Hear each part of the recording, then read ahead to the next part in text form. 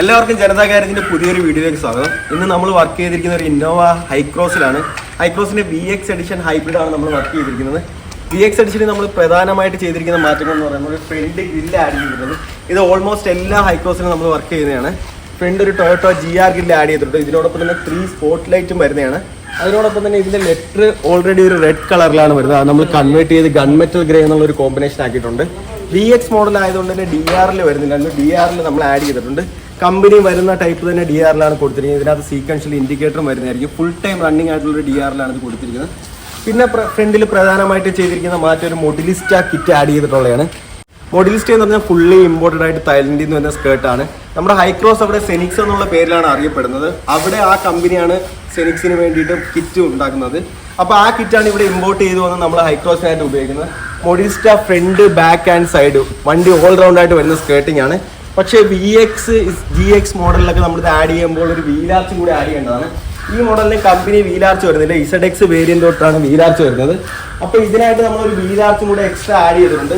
ഈ വീലാർച്ചിന്റെ കോമ്പിനേഷനിലാണ് മൊഡിലിസ്റ്റ വർക്ക് ചെയ്യുന്നത്. ഈ വീലാർച്ച് വന്ന് ജോയിൻ ചെയ്യുന്ന എൻഡ് മാറ്റ് ആയിരിക്കും. ഈ ഭാഗങ്ങൾ നമ്മളൊരു കോമ്പിനേഷൻ വേണ്ടി മാറ്റ് അതേപോലെ ബോഡി കളറാണ് ചെയ്തിരിക്കുന്നത്.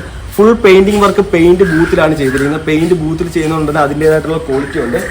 ഇതേപോലെ വീലാർച്ച് ആഡ് ചെയ്തിട്ടുണ്ട്. 4 ഡോറിലും വീലാർച്ച് ആഡ് ചെയ്തിട്ടുണ്ട്. ബാക്കിലാണ് ഇതിന്റെ പ്രധാന ഭാഗം വരുന്നത്. നമ്മുടെ റിയർ വരുന്ന മാച്ച് സൈസ് ബമ്പർ ഇതിനകത്ത് ഫുള്ളായിട്ട് കവറാവും. കവർ ആയതിനു ശേഷമാണ് നമ്മൾ ഈ മൊഡിലിസ്റ്റ കൊടുക്കുന്നത്. ചില വാഹനങ്ങളിൽ നമ്മളിത് ഗ്ലോസി ബ്ലാക്കും ആക്കുന്നുണ്ട്. ഇതാണ് മൊഡിലിസ്റ്റന്റെ റിയർ എൻഡ് വരുന്നത്. നമ്മുടെ വണ്ടിക്ക് ഏകദേശം ഒരു 5 സെന്റിമീറ്ററോളം താഴ്ച ചോദിക്കും. ബാക്കി എന്തൊക്കെ മോഡിഫിക്കേഷൻ ചെയ്താലും മൊഡിലിസ്റ്റ ചെയ്യുമ്പോൾ ഒരു ലുക്ക് വേറെ തന്നെയാണ്. അപ്പോൾ നമ്മുടെ ഫുൾ പെയിന്റിംഗ് വർക്കും ചെയ്തിരിക്കുന്ന ഈ പെയിന്റ് ബൂത്തിലാണ്.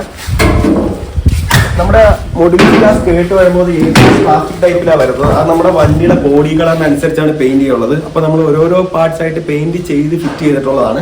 അപ്പോൾ ഇതാണ് ഇത് പെയിന്റ് ചെയ്തതിനു ശേഷമുള്ള ഫിനിഷ് വരുന്നത്. കറക്റ്റ് ബോഡി കളർ നമ്മുടെ വണ്ടിക്കകത്ത് എപ്പോഴും ഒരു ബോഡി കളർ ഉണ്ടാവും. ആ ബോഡി കളർ എഞ്ചിൻ റൂമിന്റെ ട്രെയിനിൽ വിസിബിൾ ആയിരിക്കും. ആ കോഡ് ഉപയോഗിച്ചാണ് നമ്മൾ പെയിന്റ് എടുത്തിരിക്കുന്നത്. ആ പെയിന്റ് ഉപയോഗിച്ചാണ് നമ്മൾ ഇത് ചെയ്തിരിക്കുന്നത്. അപ്പോൾ ഫുൾ പെയിന്റ് വാറന്റി ഉൾപ്പെടെയാണ് നിങ്ങൾക്ക് മൊഡിലിസ്റ്റ കിറ്റ് വരുന്നത്. ഇതാണ് ഇതിന്റെ ഫിനിഷ് വരുന്നത്.